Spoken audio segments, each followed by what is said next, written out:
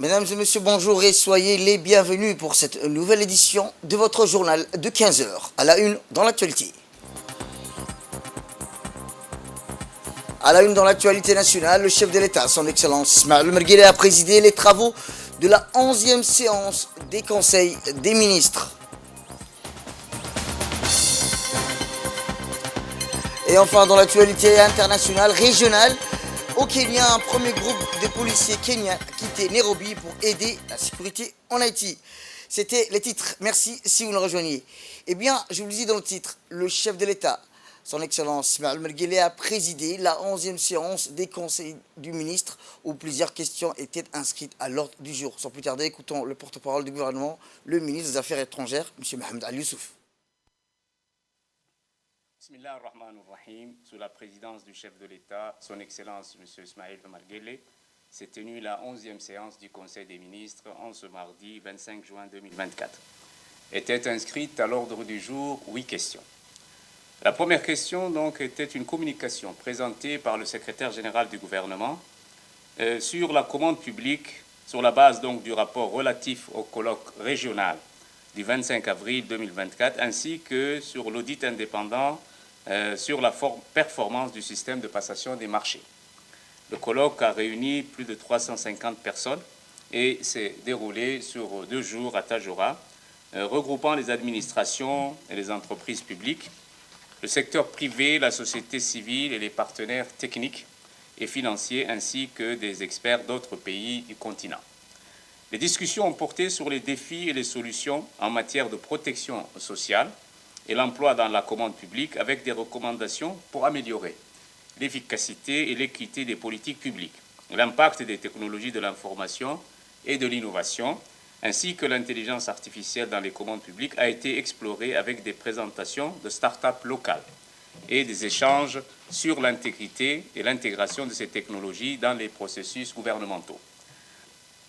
L'analyse des partenariats publics-privés dans la commande publique a également été examinée, les facteurs de succès, le retour des participants régionaux et les recommandations pour améliorer ces partenariats, ainsi que la problématique de la corruption et les mesures préventives et répressives nécessaires, tout en soulignant l'importance de la transparence, de la digitalisation et de la collaboration pour garantir l'intégrité et l'efficacité des processus d'acquisition. Les stratégies pour promouvoir l'inclusion des personnes vivant avec un handicap dans les marchés publics ont été également abordées. Ce colloque a permis de présenter une vision globale des progrès, des défis et des perspectives pour une meilleure gouvernance économique et sociale en République de Djibouti, mettant en avant l'importance de la transparence, de l'équité et de l'innovation dans les marchés publics.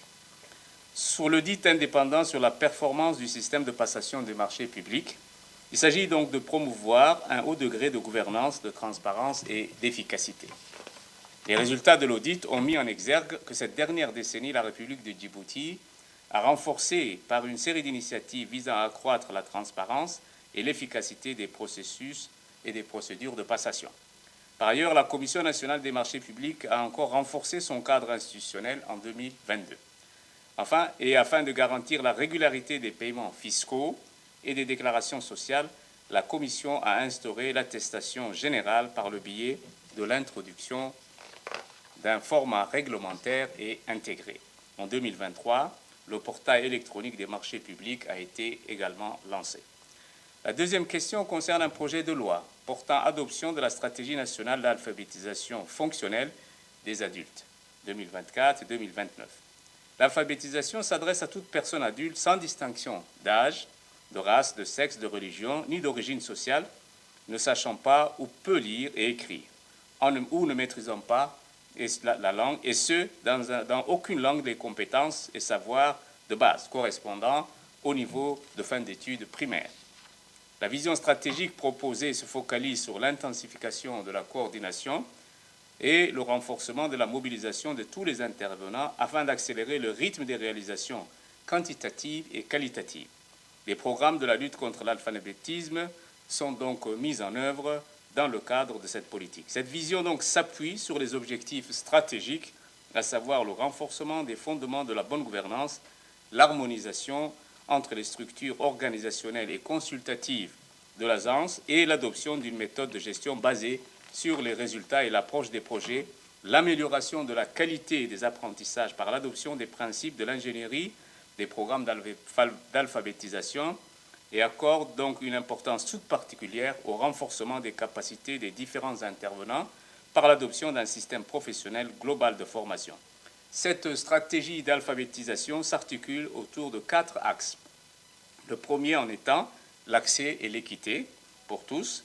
Le deuxième, la qualité des enseignements apprentissage, afin d'assurer la qualité de l'efficacité des programmes d'alphabétisation des adultes.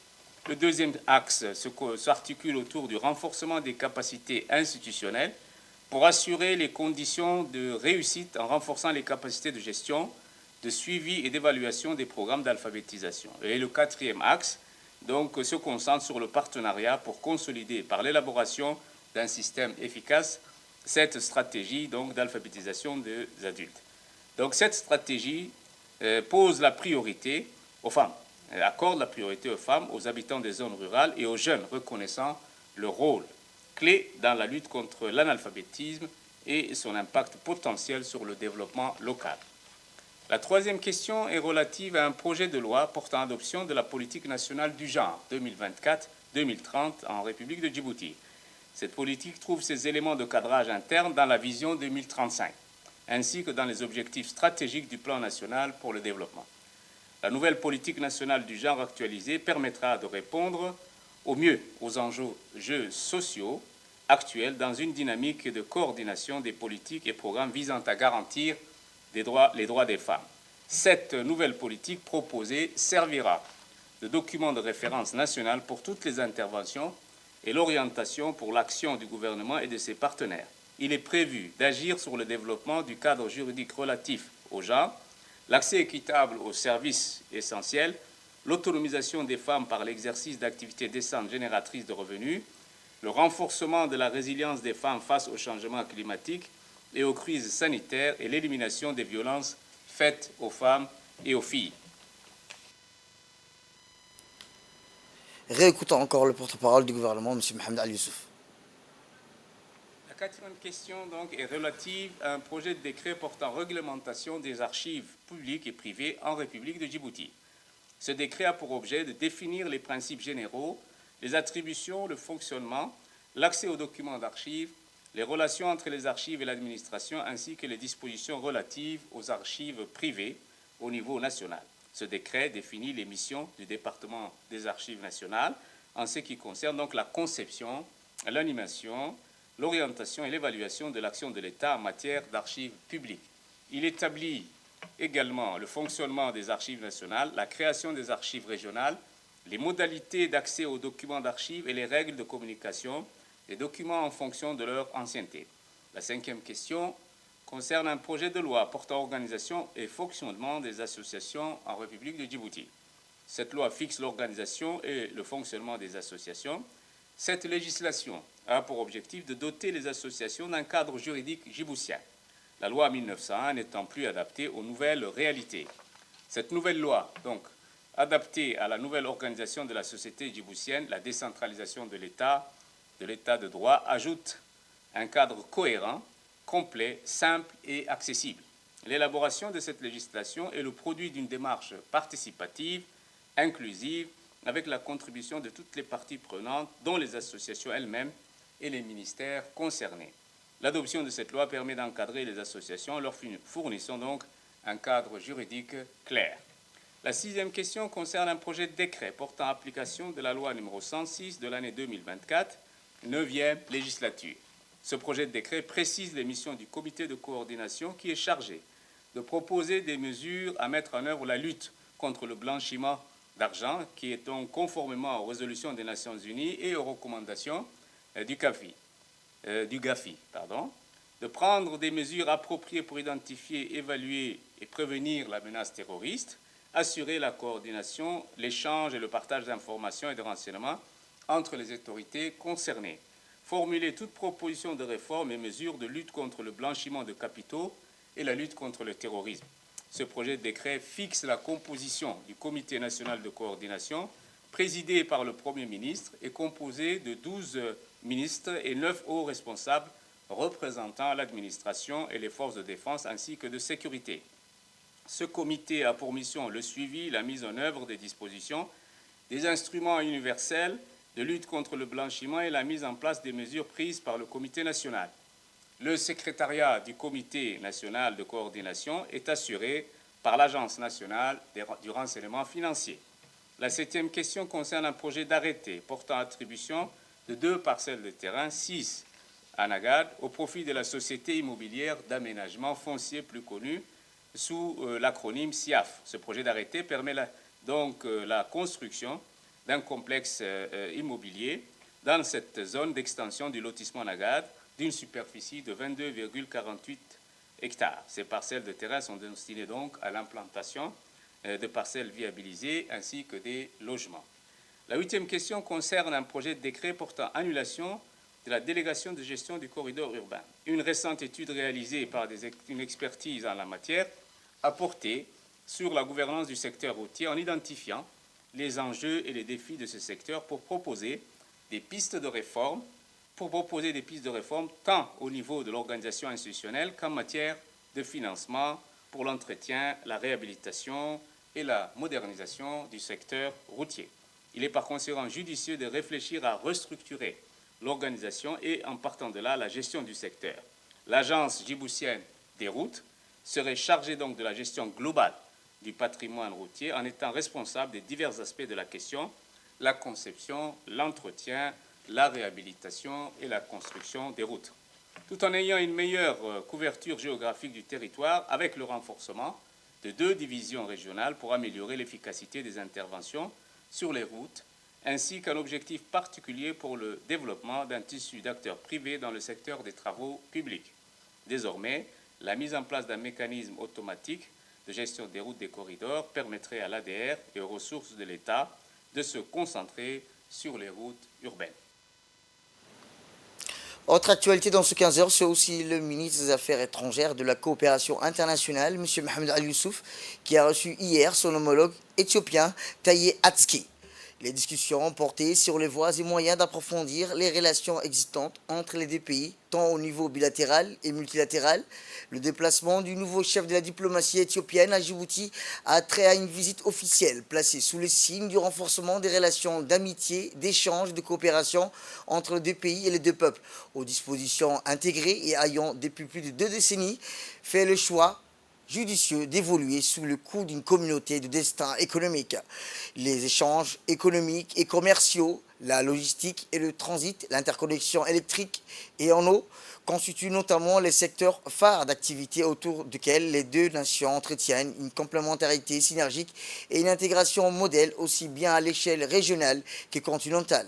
Le chef de la diplomatie djiboutienne a souhaité la bienvenue à son homologue éthiopien et lui a réitéré tout son soutien indéfectible. Pour sa part, le ministre des Affaires étrangères éthiopien a remercié son homologue de l'accueil chaleureux qui lui a été réservé à la partie djiboutienne. Et toujours dans l'actualité nationale, cette fois-ci dans les festivités du 47e anniversaire de l'indépendance.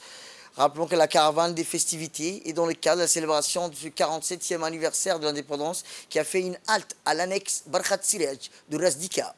Les festivités ont l'honneur du 47e anniversaire de l'indépendance nationale se sont déroulées dimanche à l'annexe RPP de Razdika, en premier quartier cosmopolite de Djibouti.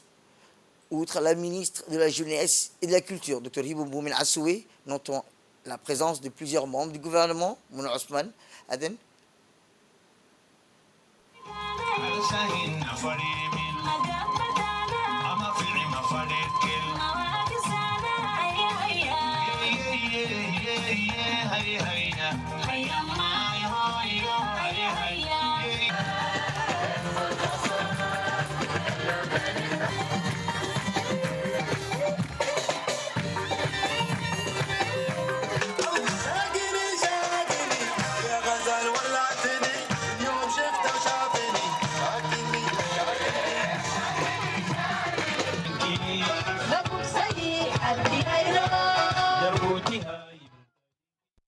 Un festival de chansons musicales, patriotiques, couronné de danses folkloriques et modernes, ont chanté les lieux. Les témoignages suivis des narratifs ont tout d'abord raviver les moments forts de la lutte pour l'indépendance sans oublier les hommages posthumés aux martyrs dont la bravoure et l'héroïsme ont suscité les vives émotions pour se terminer par des remerciements à l'endroit de la ministre de la Jeunesse et de la Culture, figure phare et chef de file de la caravane des festivités pour son soutien. Eh bien, cette fois-ci, la caravane des festivités du 47e anniversaire de l'indépendance a illuminé la ville d'Arta avec une série d'événements culturels et festifs organisés dans la soirée du samedi 22 juin au CDC d'Arta. Dans le cadre des célébrations nationales, cette initiative a rassemblé la communauté d'Arta dans une ambiance de joie et de fierté nationale.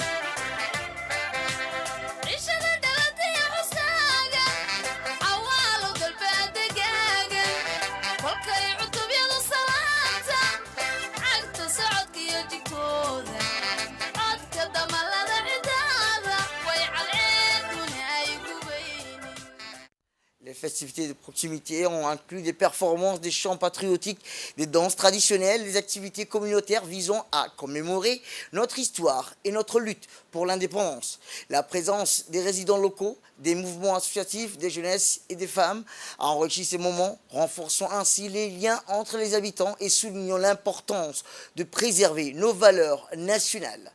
Rappelons que la caravane des festivités continue à parcourir le pays, inspirant les citoyens à se souvenir et à célébrer ensemble les réalisations et les sacrifices qui ont marqué notre parcours vers la liberté et l'unité nationale.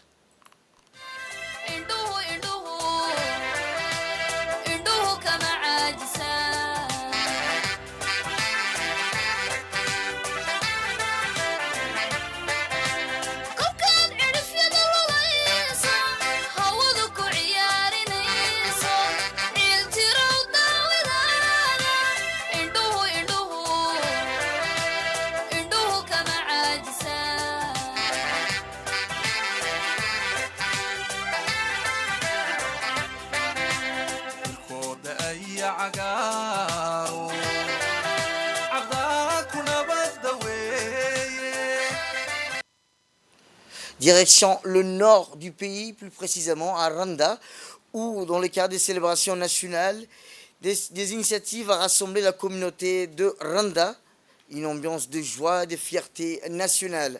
Les festivités de proximité ont inclus des performances et des danses traditionnelles, des activités communautaires visant à commémorer notre histoire et notre lutte pour l'indépendance. La présence des résidents locaux, des mouvements associatifs de la jeunesse et des femmes enrichit ces moments, renforçant ainsi les liens entre les habitants et soulignant l'importance de préserver nos valeurs nationales.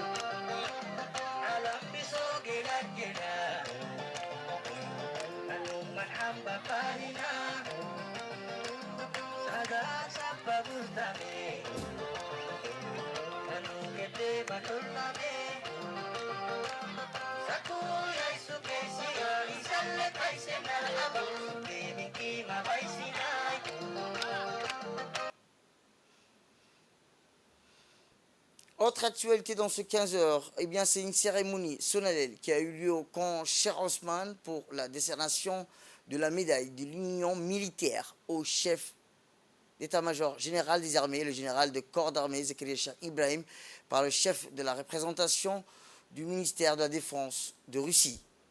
Eh bien, durant cette cérémonie organisée au CITA, l'ensemble des responsables des forces de défense et de sécurité ont répondu présents pour assister à cette décoration du chef d'état-major général des armées. Dans une démonstration discipline des forces générales, le général de corps d'armée Zakaria Shah Ibrahim a passé en revue le dispositif de prise d'armes pour préparer la cérémonie de ce jour.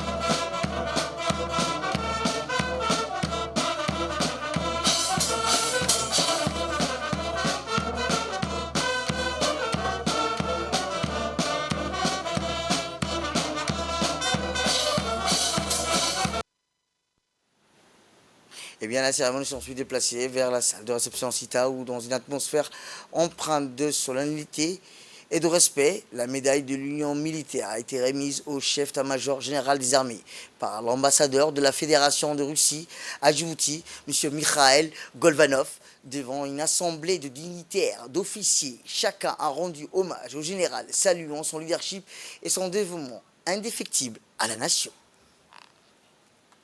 onkodiyo colbaanahay haddii laga baqaanahay seef laba aflaanahay geesi aaminaanahay indhihii dalkaanahay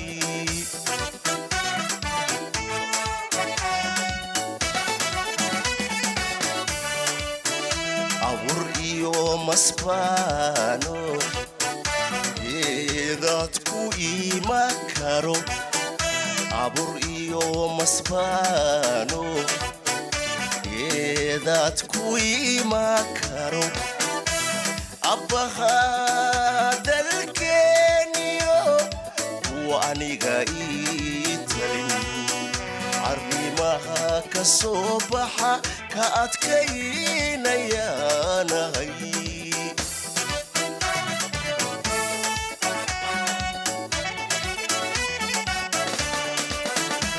abur iyo masbaano eedadku ima karo abur iyo masbaano eedadku ima karo abbaha dalkeeniyo. Eh bien, à son retour à son bureau, au camp Cher Osman, une surprise attendait le général. Le personnel, dans un élan de camaraderie, a organisé un événement festif pour célébrer ces distinctions honorifiques entre chants militaires et acclamations. L'événement a souligné la fierté et la joie partagée par tous, marquant ainsi cette journée historique dans les annales de l'armée. Autre actualité dans ce 15 heures, C'est aussi le ministère de la Femme et de la Famille, en partenariat avec le Bureau des Fonds des Nations Unies pour la population, l'UNIFEM ainsi que l'appui financier de l'Union européenne, a organisé un atelier de restitution de l'évaluation de l'impact des mutuelles développement communautaire 2020-2023. Eh bien, cet atelier avait pour objectif de présenter les résultats atteints par la communauté grâce à la mise en place des mutuelles communautaires au sein des localités les plus reculées. Rappelons que cette initiative s'inscrit dans le cadre du projet pour la consolidation et l'autonomisation des femmes et des filles, djiboutiennes visant à réduire les inégalités et la disparité à travers l'accès des services de planning familial et l'accès aux services de santé reproductive. D'ailleurs, 40 nouvelles mutuelles ont été créées depuis 2020, et ce qui augmente les chiffres des mutuelles communautaires, 82 dans 52 dans les 5 régions et 30 à Djibouti-Ville. Grâce à ces projets, 4000 femmes ont eu accès aux services de planning familial, aux services de santé reproductive, ainsi que la lutte contre les violences basées sur le genre, y compris.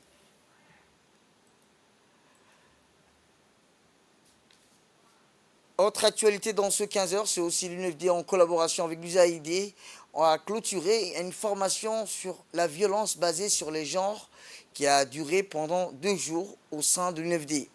Était présent la secrétaire générale de l'UNFD, Mme Fatou Moussa, le chef des projets à Djibouti de l'USAID, la coordinatrice du projet de l'UNFD, la responsable du cellule d'écoute de l'UNFD et les bénéficiaires de cette formation.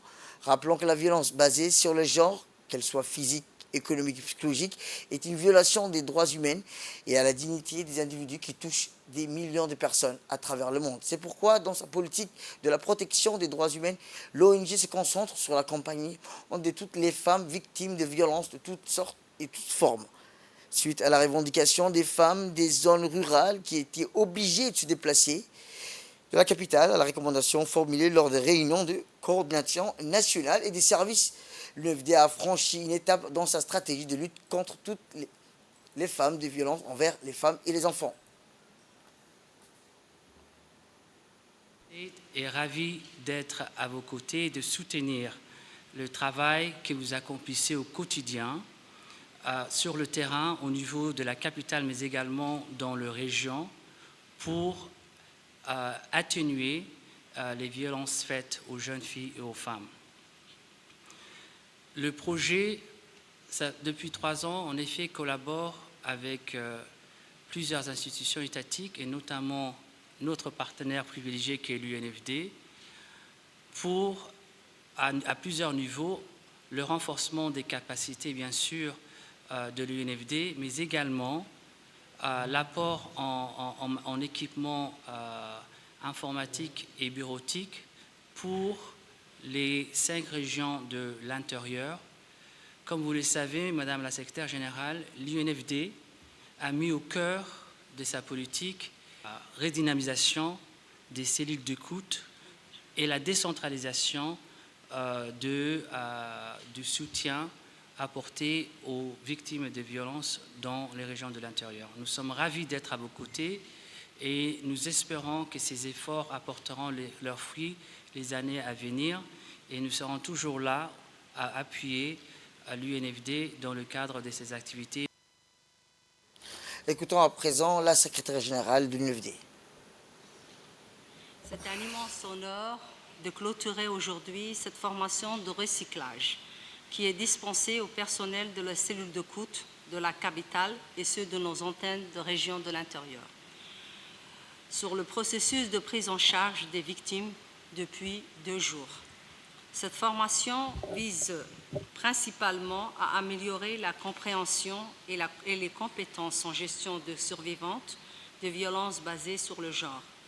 Elle vise également à renforcer cette démarche en approfondissant leurs compétences des causes et des conséquences de VBJ, ainsi que des cadres théoriques sous-jacents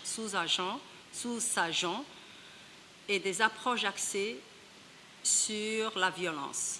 Grâce à cela, des séries d'activités interactives et des séances pratiques ont été mises en place dans ce domaine. La violence basée sur le genre, qu'elle soit physique, économique ou psychologique, est une violation des droits humains et à la dignité des individus qui touchent des millions de personnes dans le monde entier. C'est pourquoi, dans sa politique de protection des droits humains, l'UNFD se concentre sur l'accompagnement de toutes les femmes victimes de violences, de toutes les formes. Autre actualité dans ce 15h, c'est aussi le directeur général de l'Office djiboutien de développement de l'énergie et géothermie, Dr Kayad Moussa Ahmed, a accueilli hier sur les locaux de l'ODEC une importante délégation des parlementaires djiboutiens conduite par le député Sharmak Moussa Aré, président de la commission des finances, de l'économie générale et du plan, l'Assemblée nationale, et les deux doyens de l'hémicycle national, à savoir l'honorable Ougouré Kiflé et Omar Al-Saïd. En vue de s'imprégner de l'état d'avancement des projets géothermiques, les parlementaires ont eu droit à une brève présentation animée par le directeur général de l'ODEC, Dr Kayad Moussa Ahmed, récapitulant le succès réalisé par l'ODEC ces dernières années. Rappelons que la géothermie, l'acquisition des matériels de la 3e génération ainsi que formés autour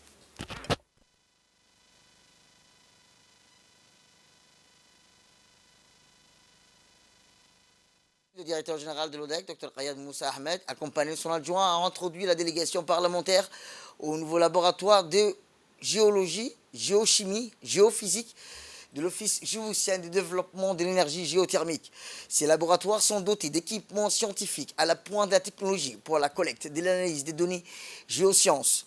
Les parlementaires djiboutiens ont pu découvrir les capacités matérielles et ressources humaines de l'ODEC pour réussir sa mission d'explorer, d'exploiter l'énergie géothermique longtemps recherchée par le pays. Après cette visite guidée, notre équipe sur place a pu acquérir les réactions de quelques parlementaires. Je vous propose d'écouter. Elle possède le matériel, les laboratoires, le matériel sur le terrain, la qualification des ressources humaines, elle possède tout. Et simplement, ce qu'il faut l'accompagner à aller de l'avant. On sait que le projet du FILA n'est plus opérationnel. Aujourd'hui, il faut que le budget national puisse accompagner à finaliser les travaux qu'elle a déjà commencés.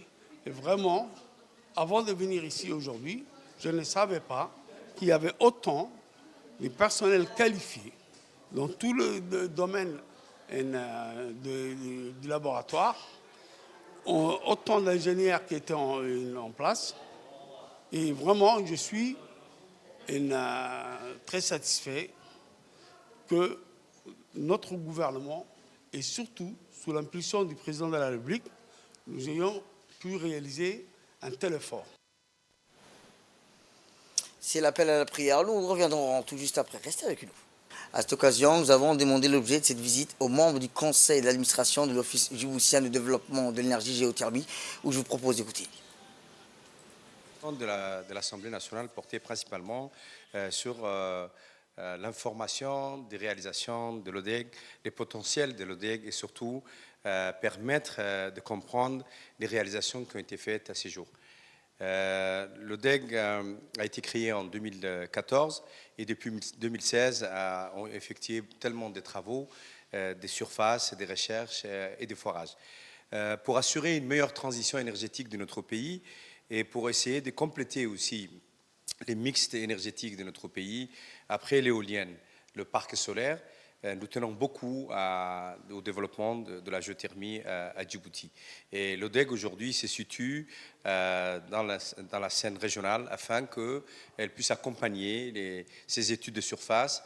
Elle s'est dotée des 3 laboratoires géophysiques, géosciences, afin de faire les analyses qu'on envoyait à l'extérieur avant. Cela permet à l'ODEC de gagner plus de temps, gagner en moyens et surtout de réaliser les activités de terrain très rapidement.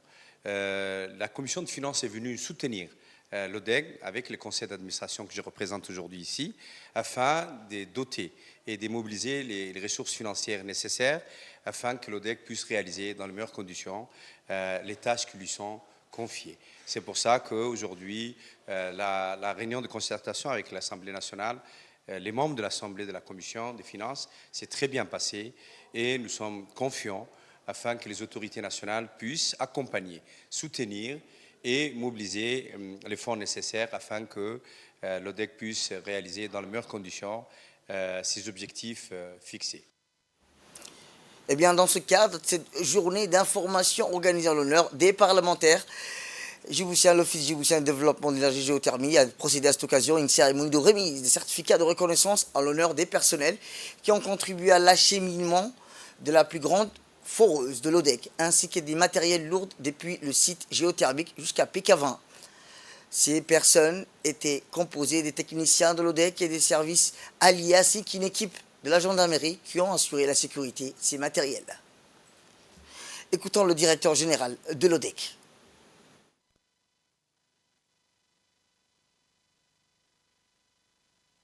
Française Développement a mis en œuvre par l'Agence djiboutienne de développement social a organisé hier matin une cérémonie de clôture des projets réalisés par les associations financées par l'Agence française de développement à travers des fonds de développement communautaire.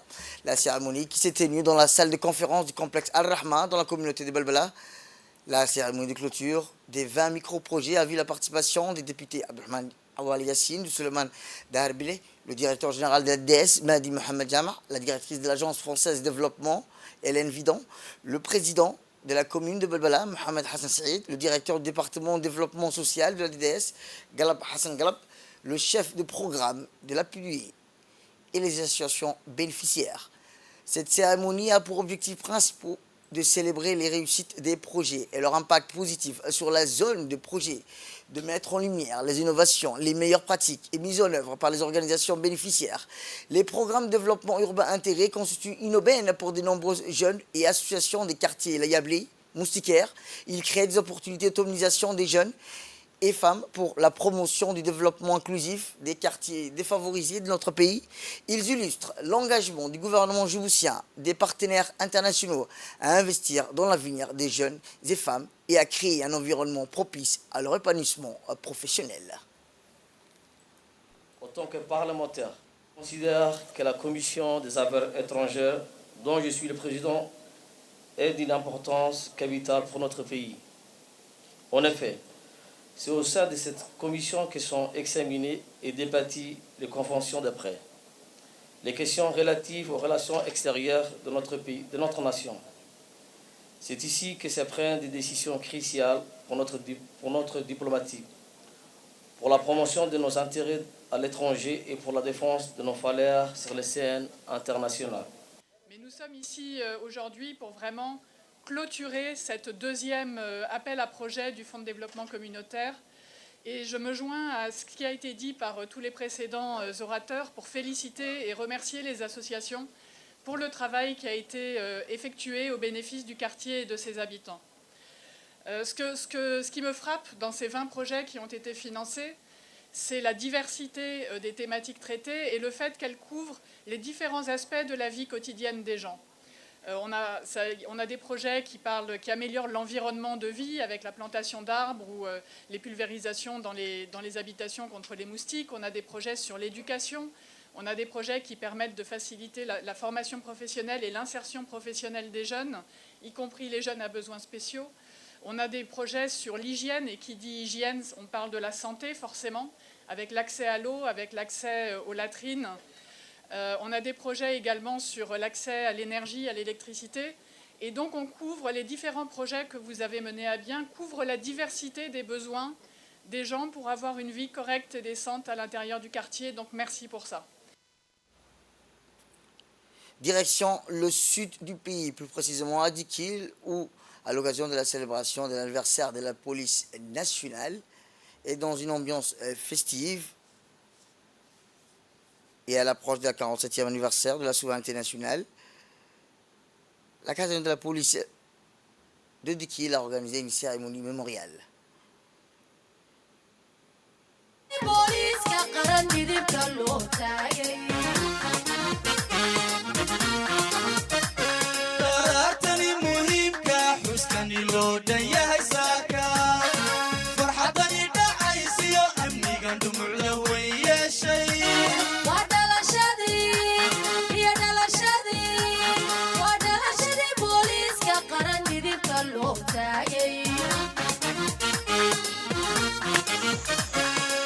إذا مضى لي وذا ديرك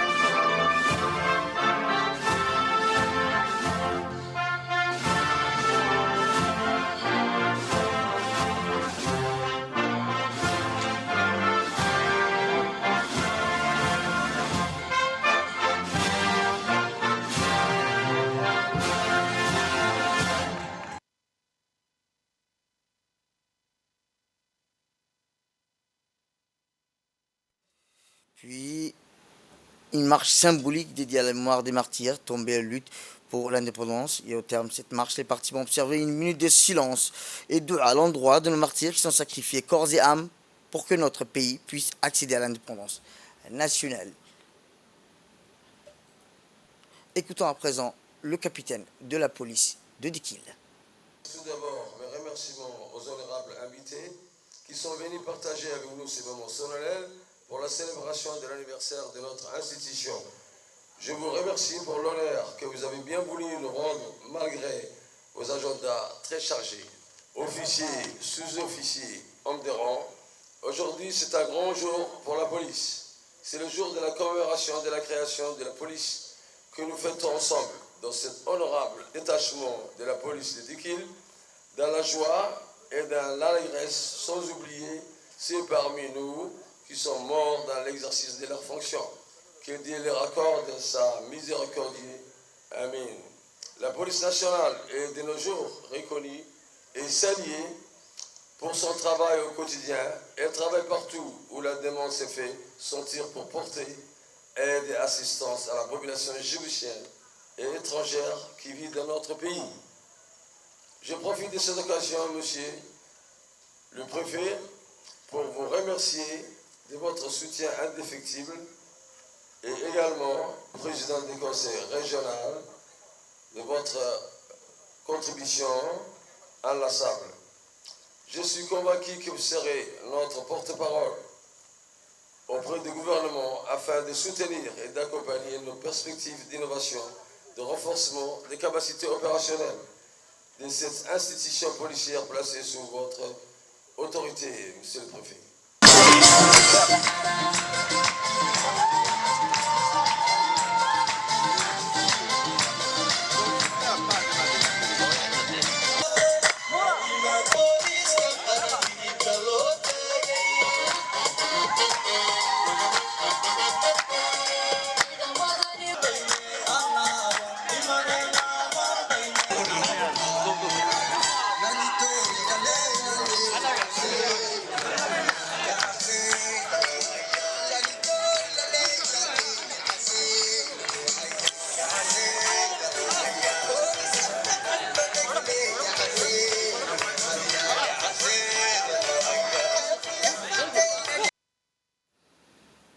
Et dans l'actualité internationale, des centaines de policiers kenyans sont partis hier pour Haïti, où ils dirigeront une force multinationale contre les puissants gangs qui sévissent dans le pays.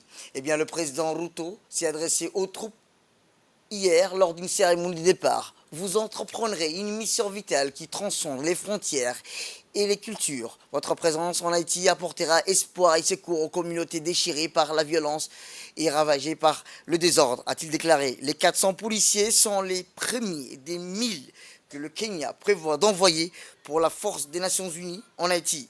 Le président américain Joe Biden a toutefois remercié M.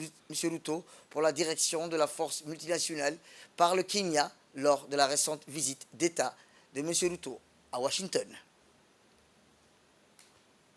C'est la fin de cette édition. Merci à vous de nous avoir suivis. Restez avec nous pour la suite de nos programmes télévisés. Le programme continue sur Télé Djibouti.